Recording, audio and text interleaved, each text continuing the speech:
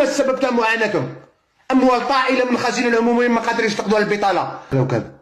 ايه ماشي محمد السادس هو اللي دار الدراهم، مش محمد السادس هو اللي راه ياكل في البلاد، ومش محمد السادس هو اللي حرم كل الجزائريين من ابسط الحقوق نتاعهم، وكل الجزائريين من الكرامه نتاعهم. مش محمد السادس ومش الصهاينه ومش فرنسا.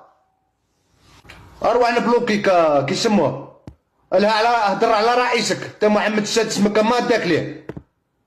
هيا امشي جزائري كيما انت والله ما قاعد عندي. امشي تربى تهدر، احترم الناس تحترمك. روح هضر على رئيسك، كما دخلك انت في محمد السادس ما تهدرش عليه كاع. ما عندكش الحق تهدر عليه. انا ما عندي حق وانت ما عندك حق. مشي هضر على تبون، وهضر على شنقريعه، وهضر على قياده وزاره الدفاع الوطني، وهضر على العداله تاعك. ما تدخلش في امور لا تعنيك. انت لست مسؤولا، انت انسان مواطن. يبعث لك في العدس وفي اللوبيا وفي الحمص وفي اللحم وفي الكروفات ما تاكلهاش، حتى السردين ومتوحشوا. ما تدخلش في امور لا تعنيك. هذا ما دخلني في المملكه المغربيه، وكان ما دخلني في امور المملكه المغربيه. انا نهضر على مسؤولي بلادي وعلى